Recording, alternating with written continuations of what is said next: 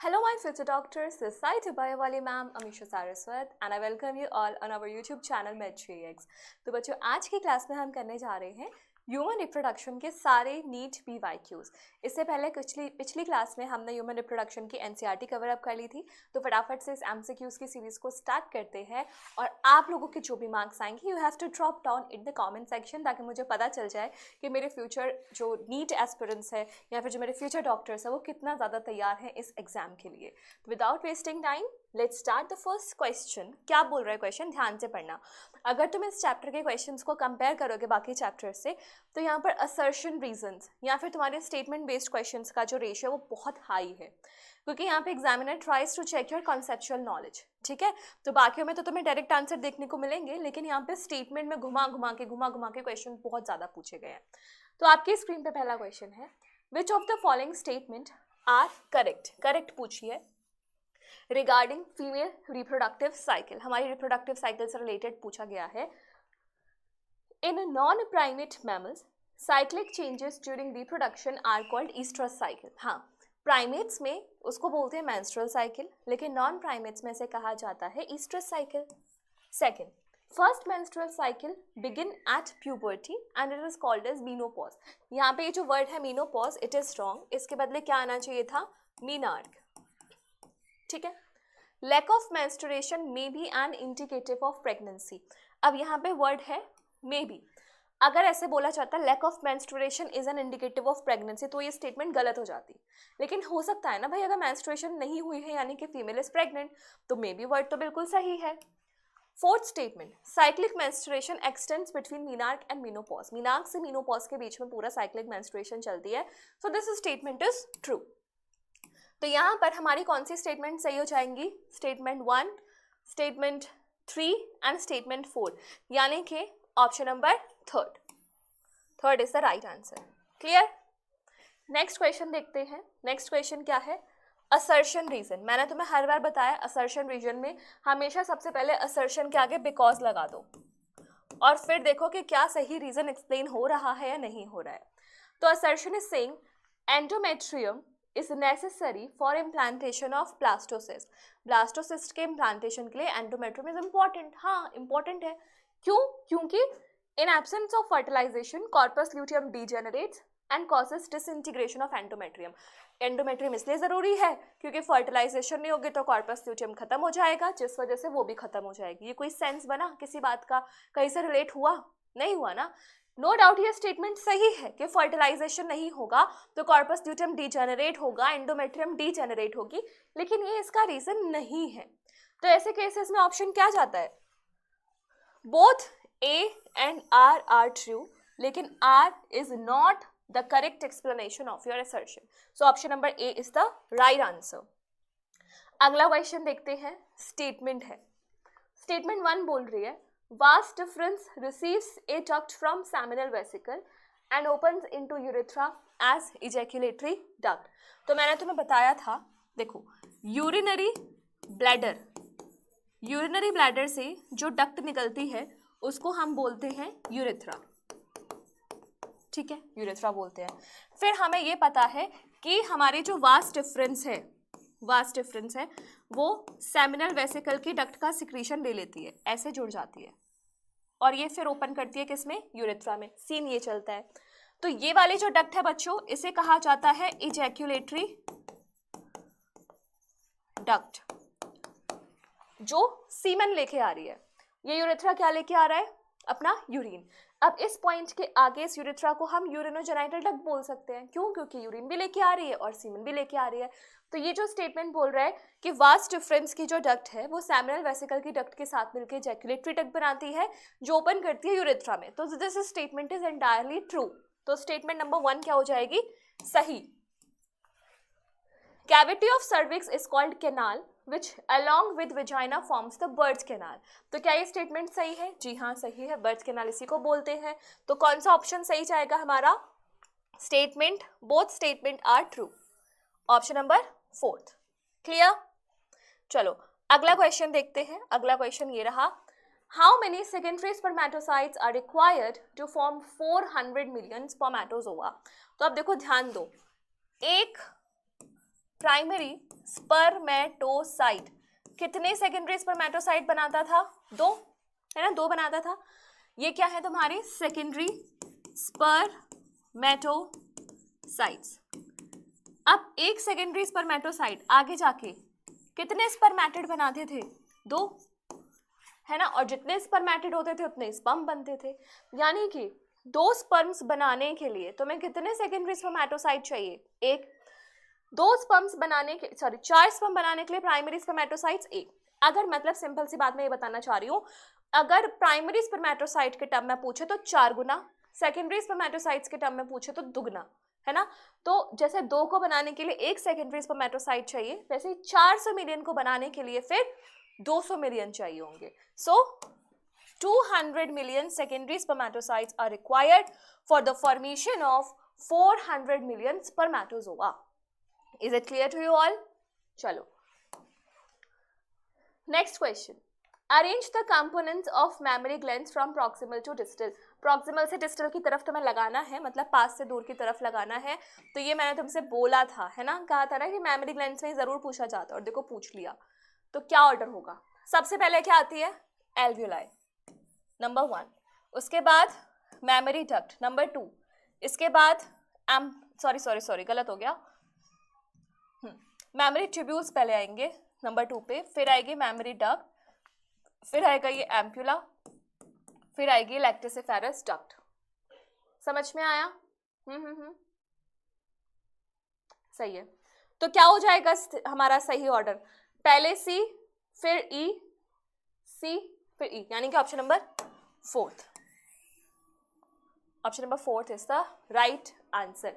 समझ में आया? तो ये ऑर्डर तुम्हें याद होना चाहिए, पहले एल्वियोलाई, फिर ट्यूब्यूल्स, फिर मैमरी डक्ट्स के बाद फिर एक एम्प्यूला आएगा, उसके बाद फिर लैक्टिफेरस डक्ट्स आएंगी, जहां से फाइनली लैक्टेशन सकलिंग एक्शन हो जाएगा।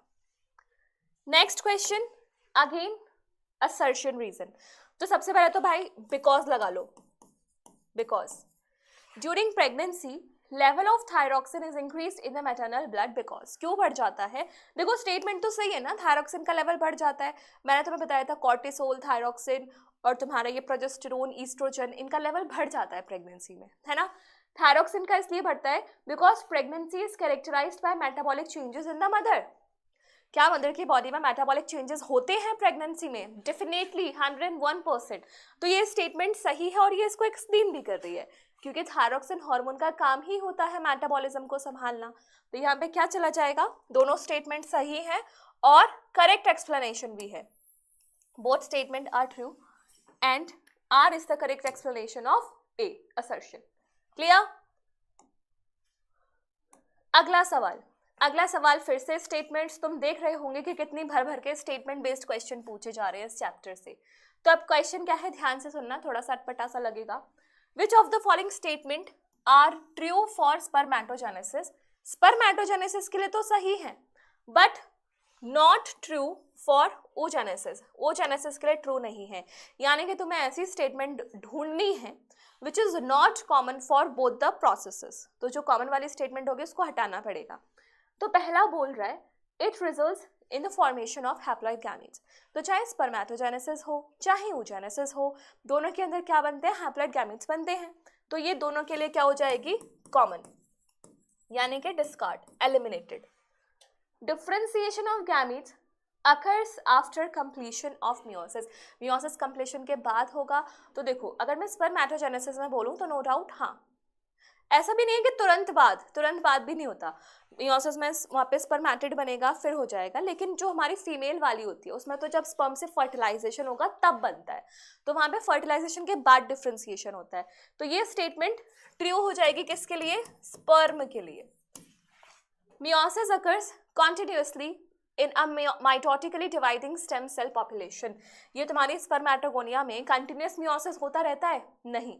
पहली बात तो पीरियोडिक होता है, और दूसरी बात फीमेल्स की अगर मैं बात करूं तो फीमेल्स में तो मेनोपॉज के बाद खत्म हो जाता है, मेल्स में भले ही चलता रहता है। ठीक है, तो ये स्टेटमेंट कॉमन नहीं है। D, it is controlled by luteinizing hormone and FSH secreted by anterior pituitary. पहली बात, दोनों हार्मोन एंटीरियर पिट्यूटरी से निकलते हैं। ल्यूटिनाइजिंग हार्मोन मेल्स में अपना टेस्टोस्टेरोन बनवाता है, फीमेल्स में ल्यूटिनाइजेशन करवाता है, ओव्यूलेशन करवाता है, फॉलिकल्स की डेवलपमेंट करवाता है, और एफएसएच मेल्स में स्पर्मियोजेनेसिस कराता है, और फीमेल्स में स्टिमुलेट करता है फॉलिकल्स का डेवलपमेंट, एंश्योर करता है कि केवल एक ही ओवम मैच्योर बन के ग्राफियन फॉलिकल में कन्वर्ट हो। तो ये दोनों में क्या आ जाएंगे, कॉमन। तो ये स्टेटमेंट भी हटानी पड़ेगी। It is initiated at puberty, तो प्यूबर्टी पे इनिशिएट कौन होता है, स्पर्मेटोजेनेसिस, क्योंकि oogenesis तो हमारी एम्ब्रियोनिक स्टेज पे इनिशिएट हो जाती है। तो यहाँ पे कौन सी स्टेटमेंट है, option B, C and E. तो B, C and E only holds true for spermatogenesis but does not hold true for your oogenesis। समझ में आया? थोड़ा सा ट्रिकी क्वेश्चन था बट ठीक है, समझ गए हम। अगला क्वेश्चन देखते हैं क्या बोल रहा है। स्टेटमेंट्स हैं दो, ध्यान से पढ़ना। The release of sperms into seminiferous tubules is called as spermiation, सही बात है। स्पर्मियोजेनेसिस, ध्यान दो, स्पर्मियोजेनेसिस पूछा है, स्पर्मेटोजेनेसिस नहीं पूछा। Is the formation of sperms from spermatogonia. Sperm का स्पर्मेटोगोनिया से फॉर्मेशन अगर बोलोगे तो स्पर्मेटोजेनेसिस हो जाएगा, लेकिन स्पर्म का अगर स्पर्मेटिड से फॉर्मेशन बोलोगे तो वो स्पर्मियोजेनेसिस होगा। So this statement is wrong because of the word spermatogonia. या तो स्पर्मेटोगोनिया नहीं होना चाहिए था या फिर स्पर्मियोजेनेसिस टर्म नहीं होना चाहिए था। तो ऐसे केस में क्या हो जाएगा, स्टेटमेंट 1 ट्रू है, स्टेटमेंट 2 फॉल्स है, यानी कि कौन सा statement, third option. Statement 1 is correct but statement 2 is incorrect. Clear? आगे बढ़ते हैं अगले क्वेश्चन पे। At which stage of life the oogenesis process is initiated? oogenesis किस स्टेज पे स्टार्ट होता है? तो oogenesis स्टार्ट हो जाता है बच्चों एम्ब्रियोनिक स्टेज पे। So option number B is the right answer. Next question, receptors for sperm binding in mammals are present on. मैंने तुम्हें कल की क्लास में बताया था कि हमारे ओवम के सराउंडिंग में एक नॉन सेलुलर लेयर होती है जिसका काम होता है पहचानना कि जो स्पर्म आ रहा है वो सेम स्पीशीज का है भी या नहीं है। तो यानी कि जो स्पर्म है वो सबसे पहले वहीं पे बाइंड करेगा, वहाँ पे बाइंड होगा, वहाँ पे एक्रोसोमल रिएक्शंस होगी, बहुत सारी चीज़ें होंगी, और फाइनली इसको एंट्री मिल जाएगी ओवम के अंदर। तो वो जो लेयर है जिस पे रिसेप्टर्स होते हैं जैसे कि ZP3, ZP2, ZP1, उस रिसेप्टर वाली लेयर का नाम क्या है, zona pellucida. So zona pellucida have receptors for binding with the sperms. Clear? अगला question, it has been repeated 2 times 2021 and 15। तो एक बार देखते हैं कि तुम आंसर सही कर पाओगे या नहीं, ठीक है। So which of these is a not, जैसे मैं अंडरलाइन कर दूं ना कि नॉट पूछा है नहीं या करेक्ट पूछा है, ये तुम्हें अंडरलाइन करना है if you have to avoid your silly mistakes. So which of these is not an important component of initiation of parturition. Parturition पहली बात एक रिफ्लेक्स होता है और पार्चुरेशन में तुम्हें चाहिए होता है सीईओ। सीईओ के बिना पार्चुरेशन नहीं होगा।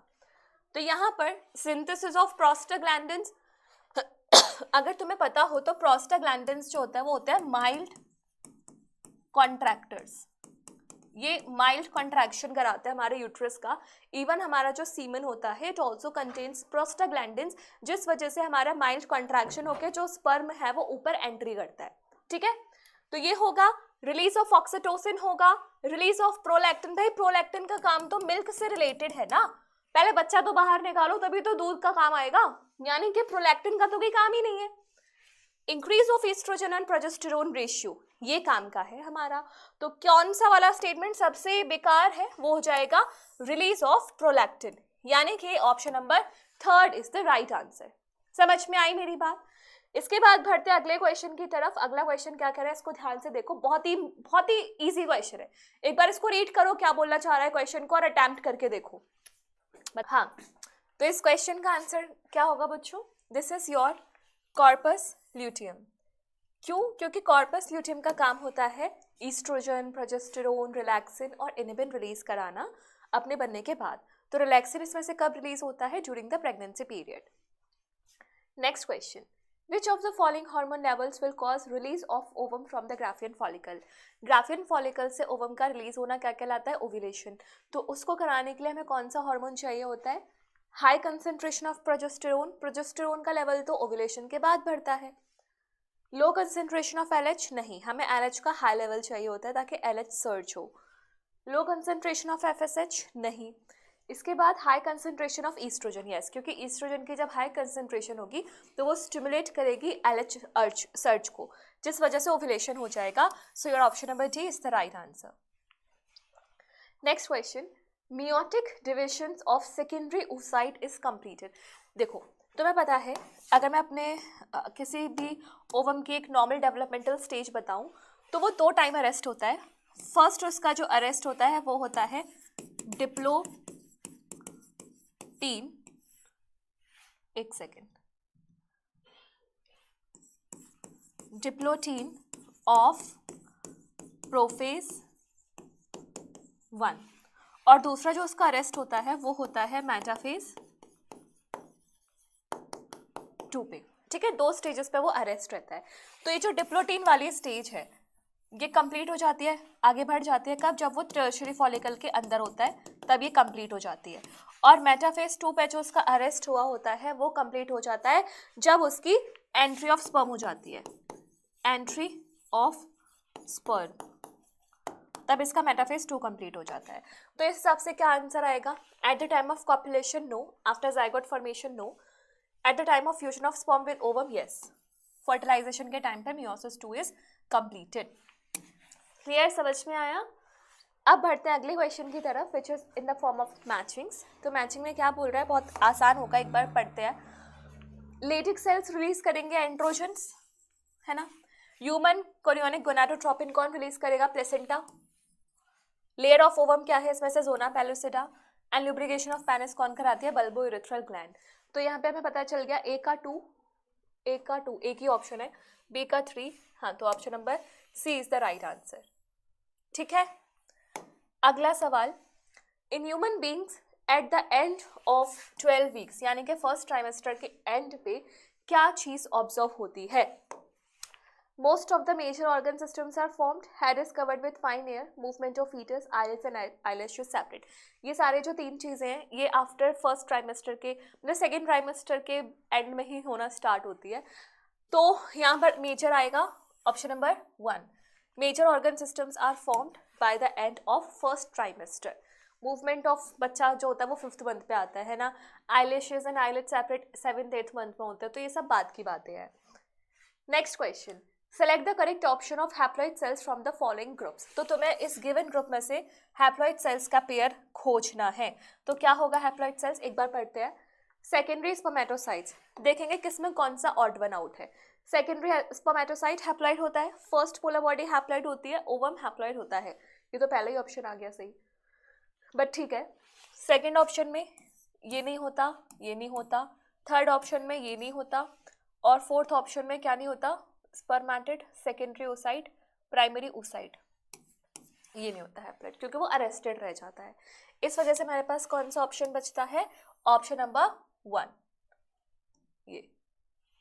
क्लियर, समझ में आया? चलो आगे बढ़ते हैं अगले क्वेश्चन की तरफ। अगला क्वेश्चन क्या कह रहा है, select the correct sequence of transport of sperms in male reproductive system. Male reproductive system में जो करेक्ट सीक्वेंस है वो क्या है, ये पूछा गया है। तो ये ना भी हो तुम्हें फिर भी याद होना चाहिए। सबसे पहले सेमनिफेरस ट्यूब्यूल्स, फिर रीटी टेस्टिस, फिर वासे फ्रेंचिया, उसके बाद एपिडिडाइमिस, वास डिफरेंस, इस तरीके से ऑर्डर होता है। तो टेस्टिस, एपिडिडाइमिस, वासे फ्रेंचिया, गलत, गलत। Seminiferous tubules, rete testis, vasa efferentia, epididymis, vas deferens, ejaculatory duct, urethra, urethromeatus, ये पूरा सही है। Statement number 2 is correct. ठीक है,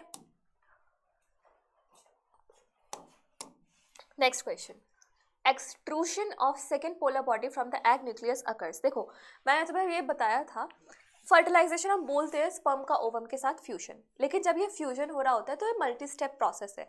जैसे पहले उनकी मेम्ब्रेन फ्यूज करेगी, फिर उनका साइटोप्लाज्म फ्यूज करेगा, फिर उनका न्यूक्लियस फ्यूज करेगा, तब जाके आपको फर्टिलाइजेशन का प्रोसेस कंप्लीट होगा।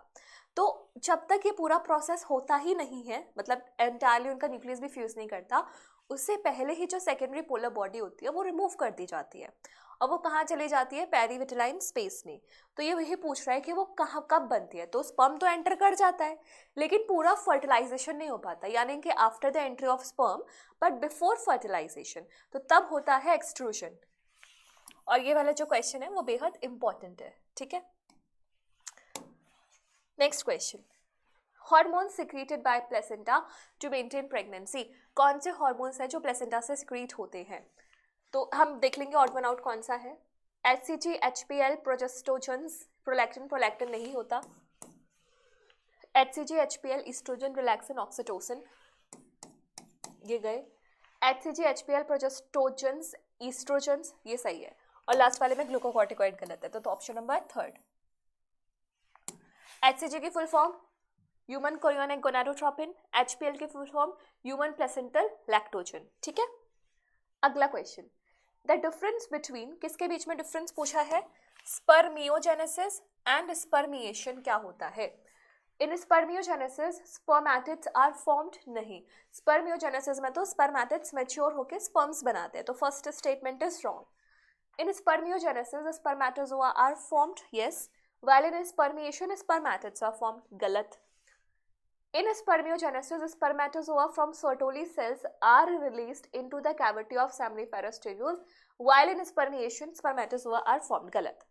Last, in spermiogenesis, spermatozoa are formed, सही बात है, while in spermiation, spermatozoa are released from Sertoli cells into the cavity of seminiferous tubules. This is the right statement. So यहाँ पर option number 4 is the right answer.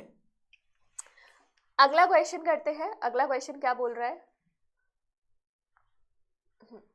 Next question, amnion of mammalian embryo is derived from. हमारी जो amnion होती है वो किस layer से derived होती है? ये डिराइव्ड होती है तुम्हारी mesoderm, endoderm, ectoderm, sorry ectoderm and mesoderm. अब देखो, पहले सिंपल सी बात ये है कि हमारी जो गैस्ट्रुला स्टेज होती है, ठीक है, गैस्ट्रुला स्टेज में 3 लेयर्स आती है, एक्टोडर्म, एंडोडर्म एंड मीजोडर्म। ये तीनों की तीनों लेयर कुछ कुछ ऑर्गन्स बनाती है, जैसे कि मीजोडर्म हमारा हार्ट बनाएगी, बोन्स बनाएगी, लिम्फ बनाएगी, ब्लड बनाएगी। एक्टोडर्म हमारा पूरा नर्वस सिस्टम बनाती है, अपनी स्किन बनाती है। एंडोडर्म से हमारा पूरा एलिमेंट्री कैनाल डिराइव्ड होता है। तो उस टाइम पे हमारी जो एक्स्ट्रा एम्ब्रियोनिक मेम्ब्रेन है उसमें से एमनियन वाली लेयर कौन सी बनाती है? तो वो 2 लेयर्स का कॉम्बिनेशन है। तो कौन सा होगा? ये तुम्हें नहीं पता होगा। एक्टोडर्म एंड मीजोडर्म, इन दोनों लेयर से हमारी एमनियन बनती है, और वैसे इसके बीच में आने की चांसेस थोड़े से कम ही है। तो ये तुम याद कर लो कि इस दोनों लेयर से डिराइव्ड होती है। अगला सवाल, match the items given in column 1, मतलब मैचिंग करनी है तुम्हें सिंपल सी। ये 3 डिफरेंट स्टेजेस दी हुई है मेंस्ट्रुअल साइकिल की, और ये इवेंट्स है, ठीक है। तो प्रोलिफरेटिव फेज में क्या होता है? प्रोलिफरेटिव फेज में ब्रेक डाउन तो नहीं होता, लेकिन हाँ इसको हम सिमिलर मान सकते हैं, किससे? फॉलिकुलर फेज से, क्योंकि जिस टाइम फॉलिकल्स का डेवलपमेंट हो रहा होता है उसी टाइम यूट्रस की जो एंडोमेट्रियम है वो रीजनरेट कर रही होती है। सिक्रीटरी फेज को हम ल्यूटियल फेज बोल सकते हैं, क्योंकि जिस टाइम हमारा ग्लाइकोजन का जो बहुत ज़्यादा सिक्रीशन होता है यूट्रस में, उस टाइम में ओवरी में क्या हो रहा होता है? कॉर्पस ल्यूटियम का फॉर्मेशन। थर्ड है मेंस्ट्रुएशन। तो मेंस्ट्रुएशन में क्या हो जाता है? Break down of endometrial lining causing bleeding. So यहाँ पर क्या हो जाएगा? ए का 2, बी का 3, ए का 2, बी का 3 एंड सी का 1, यानी कि option number 3 is the right answer. एक सेकेंड, ऑप्शन नंबर 3। बढ़ते हैं अगले सवाल की तरफ। अगला सवाल क्या बोल रहा है? A temporary endocrine gland in the human body. Human body की टेम्पररी एंडोक्राइन ग्लैंड्स के मैं एक बार नाम बताऊं तो कॉर्पस ल्यूटियम होती है, प्लेसेंटा होती है, थाइमस होती है, पीनियल ग्लैंड होती है, ठीक है। तो यहाँ पर इनमें से कौन सा ऑप्शन गिवन है? Obviously it is related to human reproduction, so your option number 3 is the right answer, ठीक है, corpus luteum.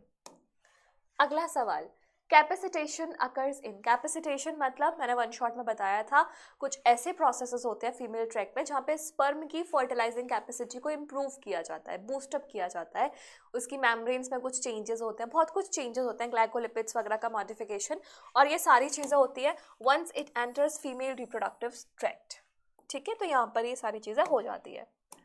Next question, it is matching, तो तुम बताओ अब। मॉन्स प्यूबिस इनमें से किसका पार्ट है? Female external genital.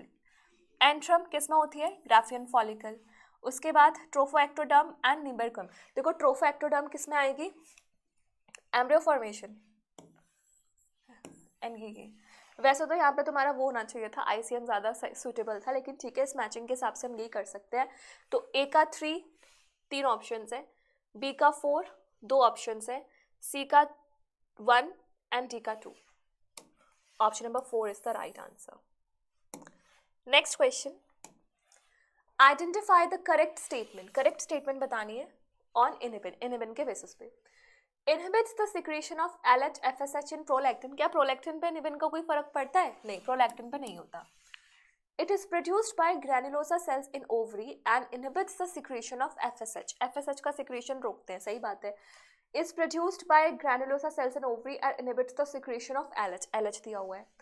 Is produced by nerve cells in testis and inhibits the secretion of LH. देखो अब यहाँ पे तुम्हारा क्या है, ये तो दो लाइंस है ना नीचे, थर्ड एंड फोर्थ ऑप्शन, यहाँ पे इनका सोर्स सही लिखा हुआ है, लेकिन ये एलएच को इतना इनहिबिट नहीं करता जितना ये एफएसएच को इनहिबिट करता है।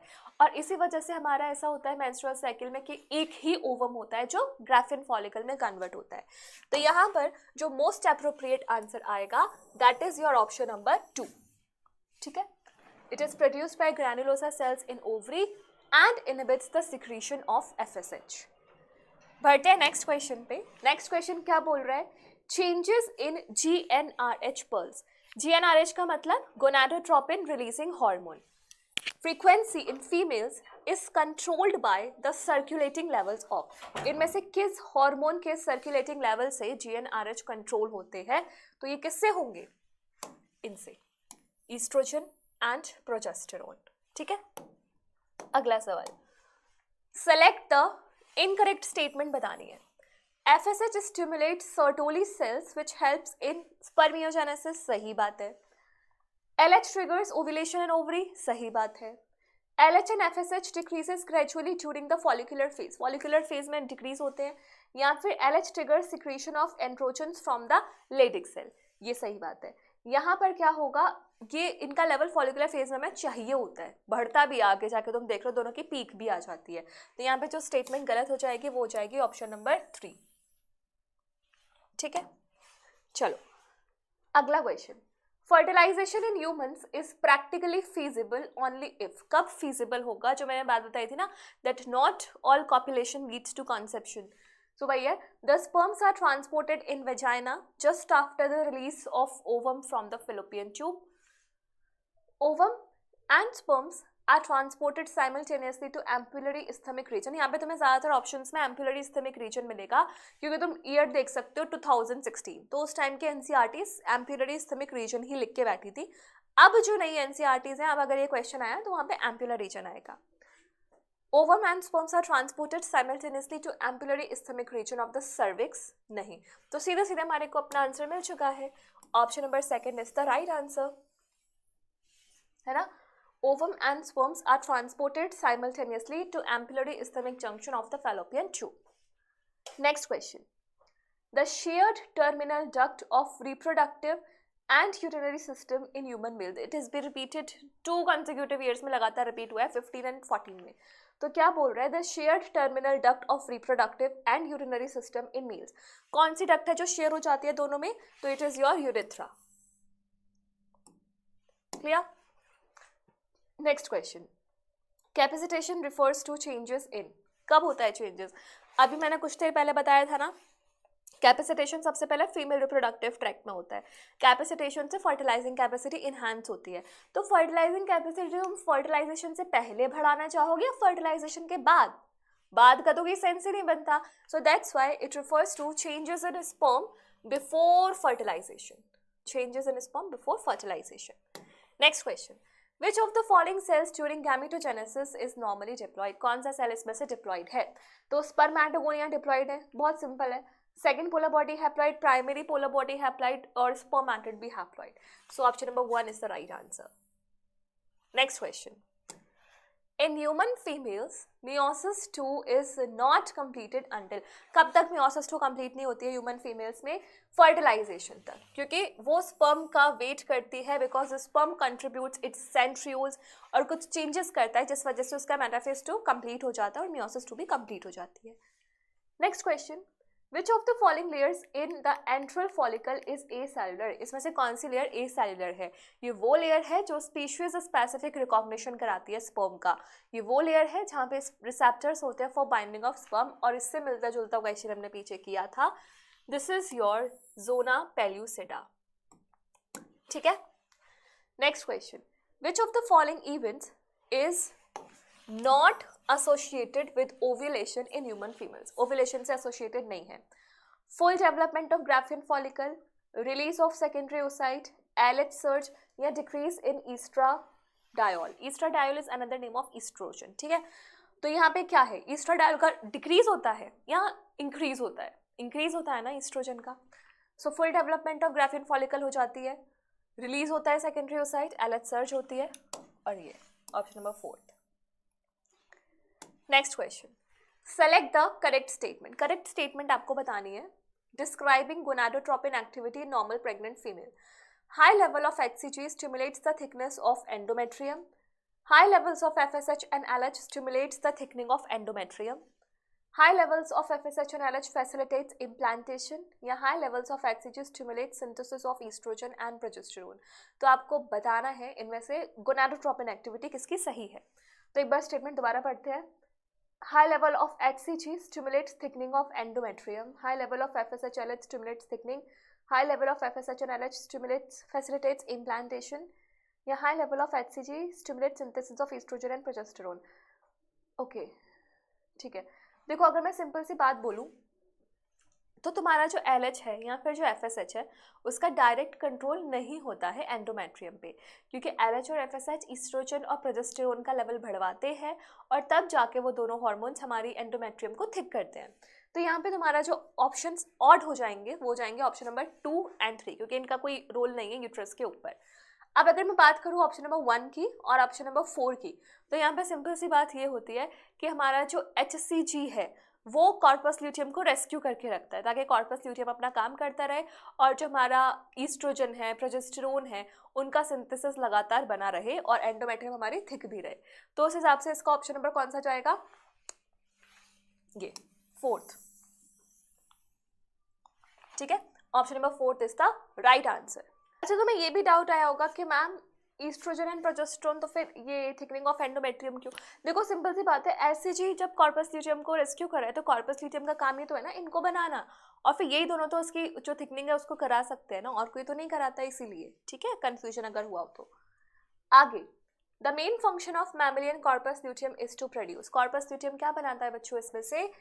Relaxin only, oestrogen only, progesterone, human chorionic gonadotropin. Ma'am यहाँ पे तो ईस्ट्रोजन भी दिया है, प्रोजेस्टेरोन भी दिया है, लेकिन तुम यहाँ से ध्यान से देखो तो ओनली वर्ड का यूज़ किया गया है. अब ओनली वर्ड अगर लग जाएगा तो नेगेटिव सेंस देगा. तो ईस्ट्रोजन ओनली तुम कैसे कह सकते हो, क्योंकि वो तो प्रोजेस्टेरोन भी बनाता है. सो दैट्स वाई यहाँ पर आपका जो ऑप्शन जाएगा वो जाएगा ऑप्शन नंबर 3.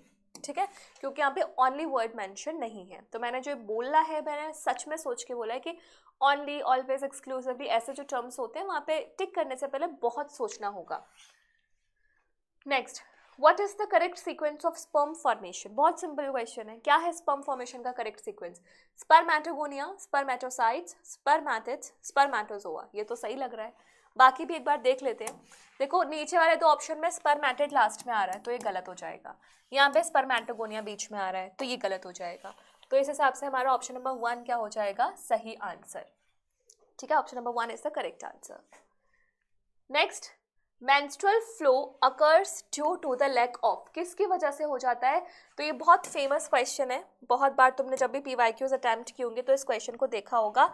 इसका आंसर क्या हो जाता है? अरे अरे अरे तुम कहाँ चले? इसका आंसर हो जाता है प्रोजेस्टेरोन. क्यों? क्योंकि ल्यूटियल फेज में जैसे ही हमारा प्रोजेस्टेरोन नीचे गिरता है तो पता चल जाता है बॉडी को कि भाई प्रेगनेंसी नहीं हुई है, इसलिए प्रोजेस्टेरोन गिरा है. अब प्रेगनेंसी नहीं हुई है तो फिर क्या फ़ायदा इस एंडोमेट्रियम को रखने का? तो वो फटाफट से शट ऑफ करना स्टार्ट कर देते हैं. मैंने वन शॉट में भी एक आंसर बताया था. तो ये क्वेश्चन इंपॉर्टेंट है. जब भी प्रोजेस्टेरोन का लेवल गिरेगा तभी हमारा मेंस्ट्रुअल साइकिल, जो मेंस्ट्रुअल ब्लीडिंग है सॉरी, वो स्टार्ट हो जाएगी. Next question. Thank you. Okay, तो ये तुम्हारे सारे नीट के PYQs थे with related to human reproduction chapter. मुझे अपना कमेंट सेक्शन में स्कोर ज़रूर बताना ताकि मुझे पता चले तुम्हारी तैयारी कैसी चल रही है. अब हम अगली क्लास में करेंगे sexual reproduction in flowering plants की सारी इंपॉर्टेंट क्या मतलब ऑलमोस्ट सारी लाइन्स ऑफ द NCERT, और उसके बाद हम करेंगे अपना लास्ट 12th चैप्टर का PYQs. तो ऑलमोस्ट हमारी दोनों सीरीज़ में हमारी 12th कंप्लीट हो चुकी है. इसके बाद फिर आगे की कहानी बाद में बताऊंगी. चलो मिलते हैं अगली वीडियो में, तब तक bye bye, take care, all the best.